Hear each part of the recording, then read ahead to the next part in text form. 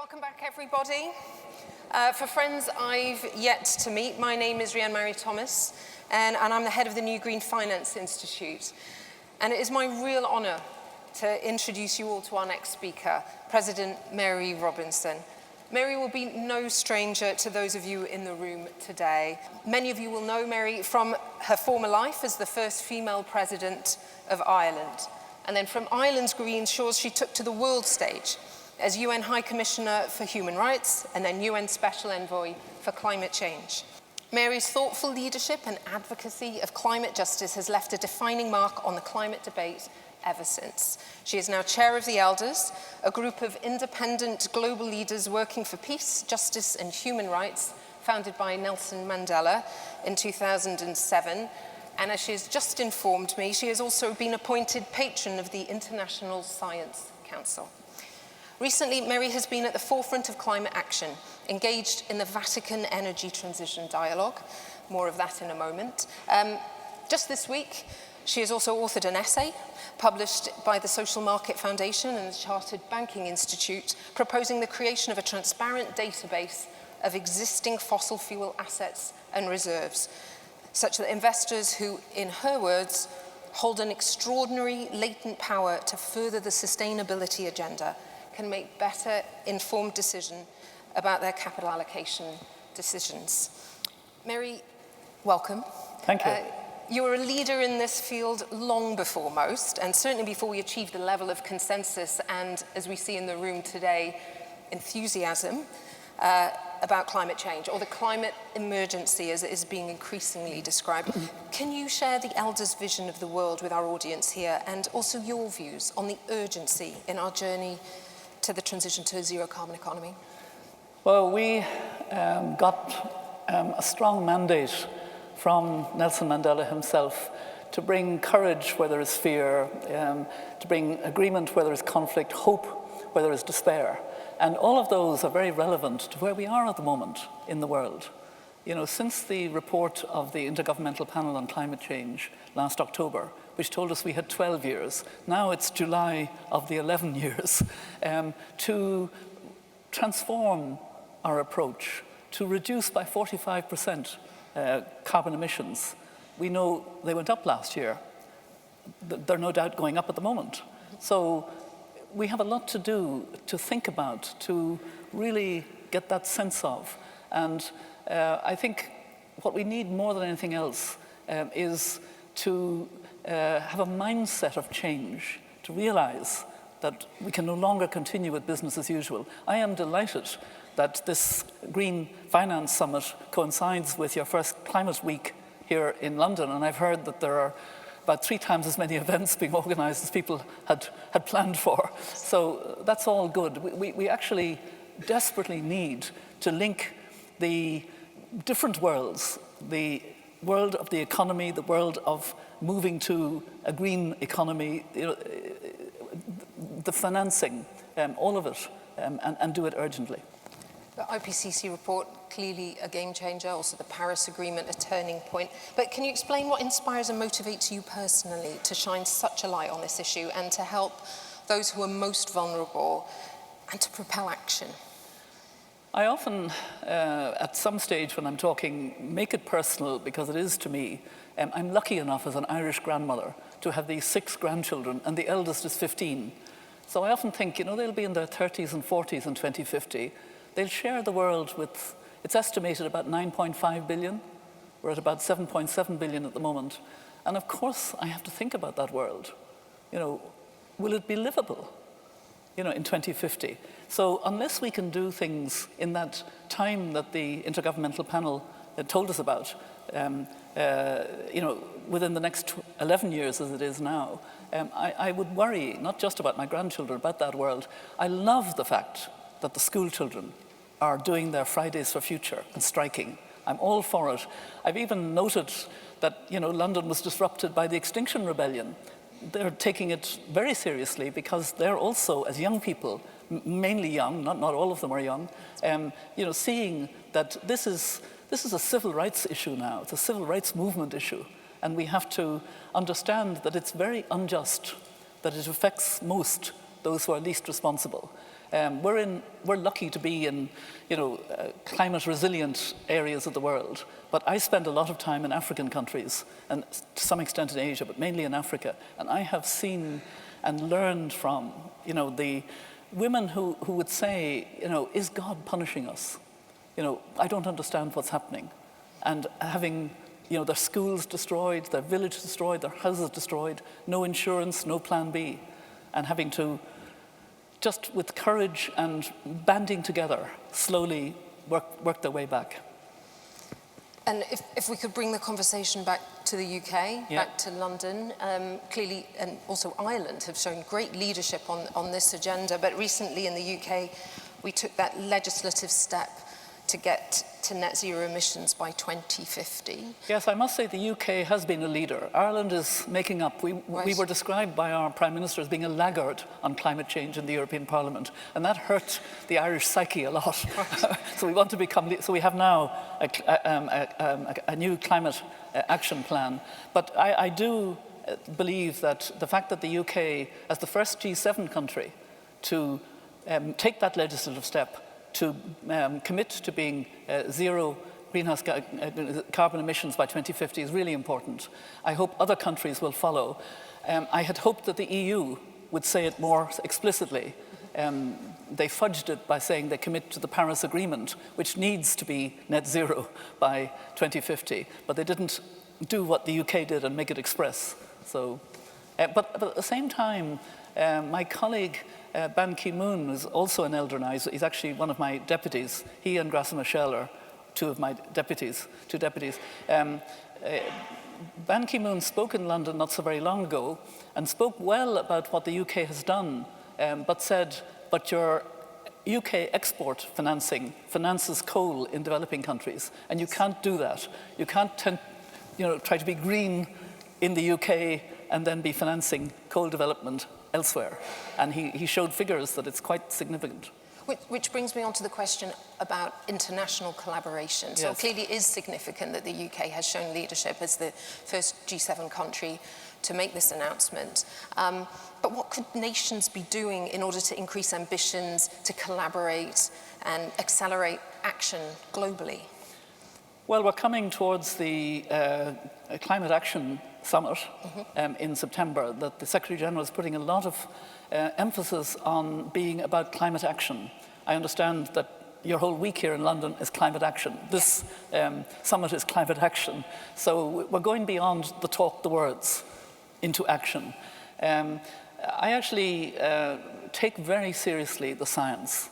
I was the special representative of the Secretary-General on climate change in the 18 months leading up to Paris. And I was a kind of insider, informed observer of the big negotiations that took place in 2015. First of all, the 2030 agenda. I always wear my badge here for the Sustainable Development Goals. And then the climate agreement. The 2030 agenda was negotiated as being voluntary, that countries could pick and choose. The climate treaty became less and less binding, but it had that new articulation of the goal that we should stay well below 2 degrees and work for 1.5 degrees, because the small island states pleaded. We had a mantra on the streets in Paris, 1.5 to stay alive, meaning the countries would go under unless we had the goal of 1.5.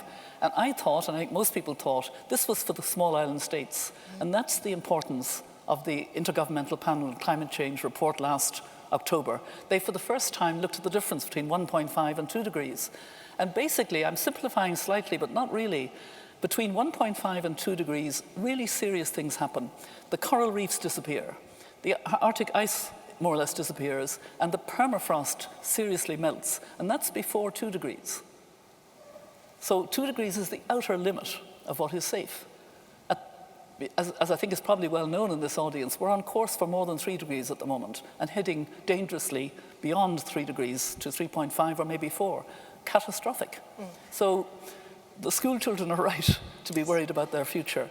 And I believe that those two science reports, the IPCC report and the UN extinction report, that 1 million species would be extinct, they make the agreements of 2015, the frameworks that were voluntary, actually imperative.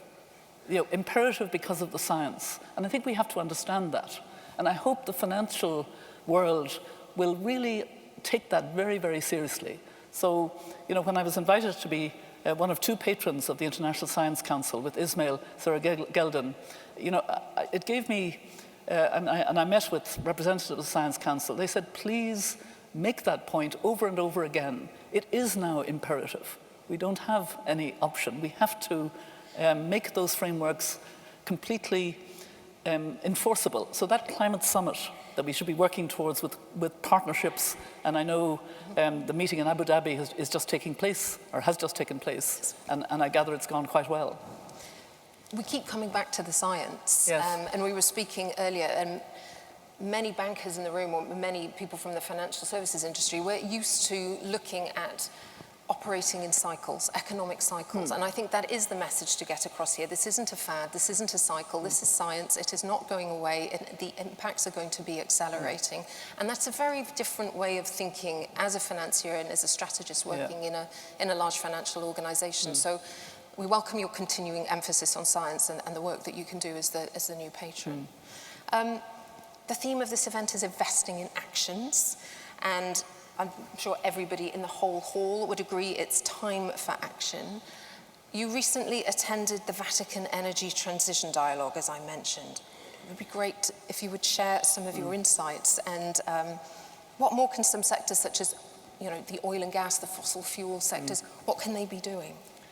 It was a great privilege to be there, I must say. This was the second convening by Cardinal Turkson on behalf of the Pope, but he also joined us as he had done last year.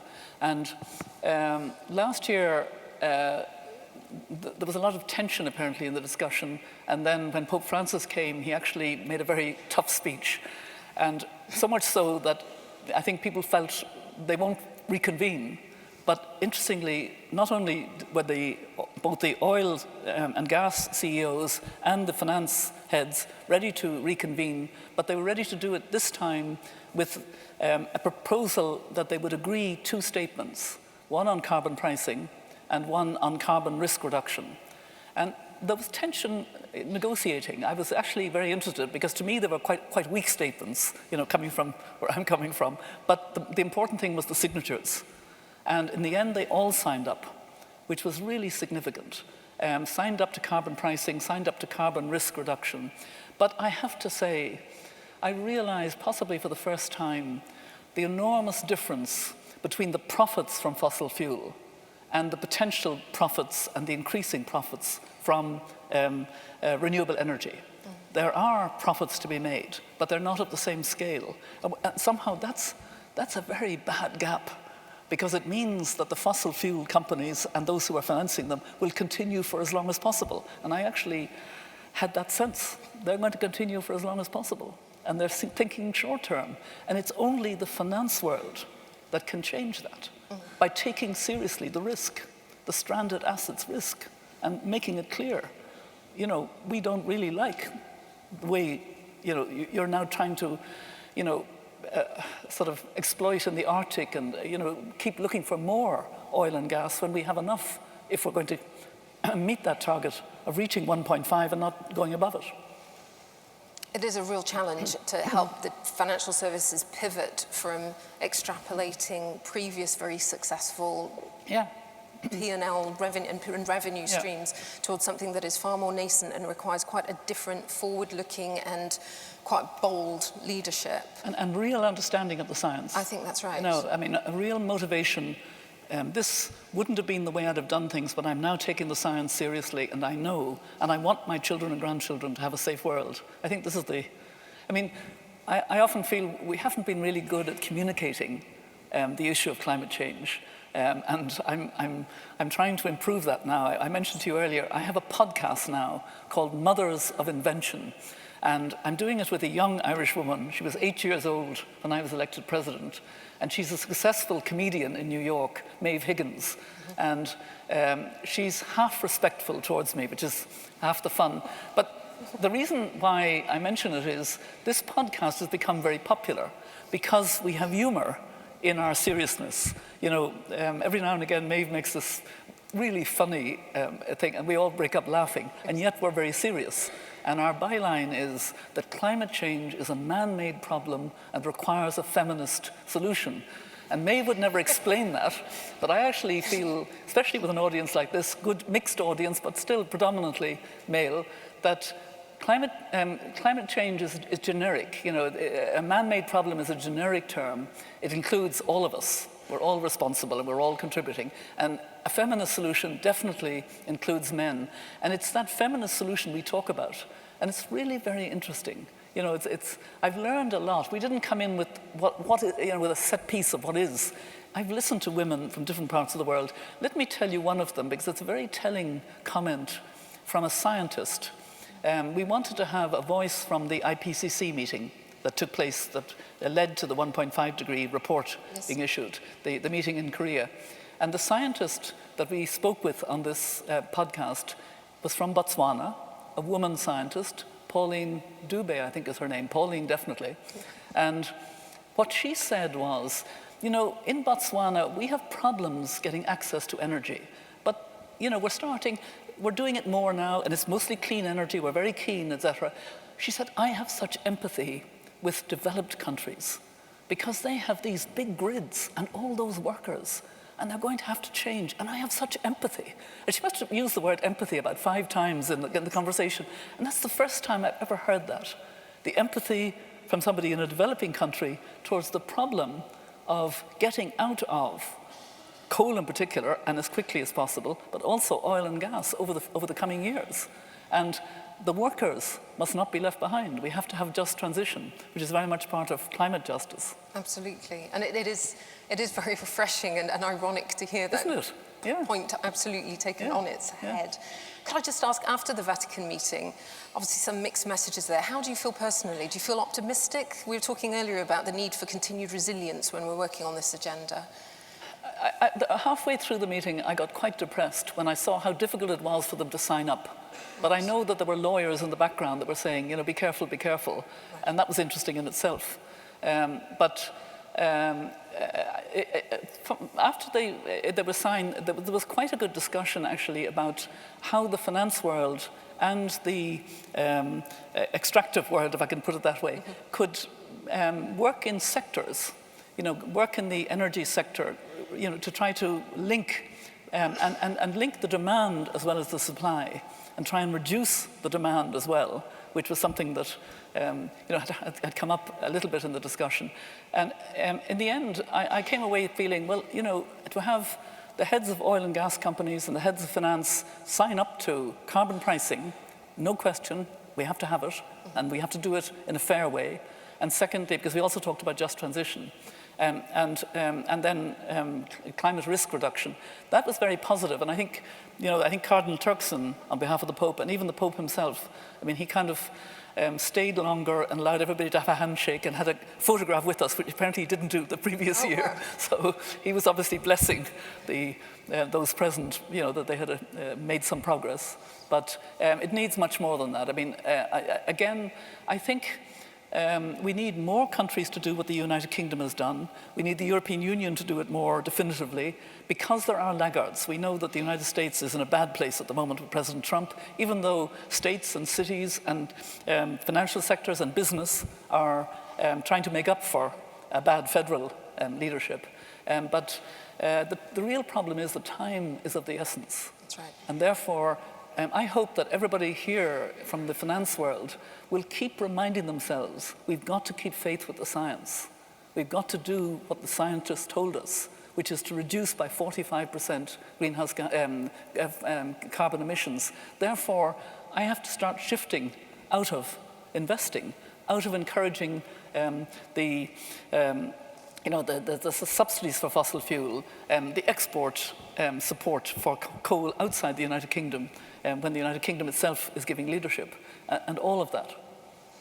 As I'm listening to you, Mary, I'm thinking that science-based targets is something that a number of industries are starting to embrace, but science-based targets for finance, that's something that we really do need to start looking for and looking out for. note to Sir Roger with our new institute, maybe something that... Yes, congratulations on your new Oh, institute and on your own role in relation to it. I gather you're going to make an announcement about it. I am very shortly. But one final question, if I may. If you had a call for action for everyone here today, and noting we've got a real cross-section of people in the audience today, and absolutely delighted to your earlier point about the young people, and it's great to see so many young people taking time off from their desks today to share their time with us. If you had a call to action for everyone here today, what would it be? Well, actually, I do this a lot. When I have a captive audience in front of me, I do have a call. And it's basically 3 steps that I try to encourage everybody to think about. And the first step is, you should make climate change personal in your life and do something that you weren't doing before. And I give the example, I've become a pescatarian. I no longer eat meat. It's a small enough thing, but I did like lamb from the west of Ireland in particular, and I'm not going to cheat. So make it personal. Lamb available, but no, anyway. So the first step is make it personal. The second step is get angry and get active. Get angry with those with more responsibility who aren't actually taking their responsibility. And that's governments at all levels, including the city level. It's also industry, business, agribusiness in particular, those areas, they should be doing more. And then the action is support those who are on the right side, like your institute, like Carbon Tracker, all of those who are working to try to bring home and the conservation bodies, etc. And thirdly, and believe it or not, I think this is now the most important. We all have to imagine this world we need to be hurrying towards. That's really important, because we're not going to change if we think, oh God, it's going to be so bad. I'm not going to have my car. I'm not going to, what am I going to do? I'm going to have to give up things. It's actually going to be a much healthier world, because we won't have the fumes of fossil fuel. And I know here in London, a lot of people are worried about asthma of children, and and even in Dublin, we worry now. So a healthier world, it'll have to be a fairer world, because we'll have had to implement the 2030 agenda, leaving no one behind. And that means getting clean energy to developing countries. It means getting to those 1 billion who never switch the switch for electricity, and the 2.3 billion who cook on coal and animal dung, etc. So imagining that world, and architects, designers, the art world can help us a lot there. I'm very enthusiastic about supporting what they can do, and it's a relationships world. It means we don't have so much of a throwaway society. I mean, I'm old enough that I remember growing up, we learned to darn, we learned to sew, we learned to sew on buttons. My 4 brothers had hand-me-down clothes, all 4 of them. The youngest suffered the most.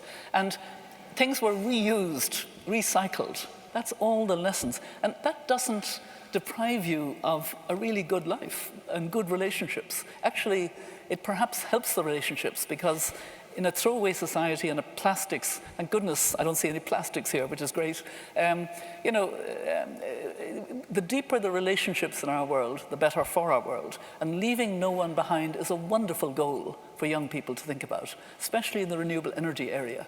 Getting to that last mile of reaching those who never switch the switch, but whose lives will be transformed if they get access to the gadgets that exist, the lights, the units, they all exist now, the clean cook stoves. Leaving no one behind, getting angry, getting active. Imagining that world we want to get to. Imagining the world that we want to get to. Thank you so much. Ladies and gentlemen, please join me in thanking President Mary Rawlinson. Thank you very much. Amazing. Thank you very much. What a privilege. Thank you. Thank you.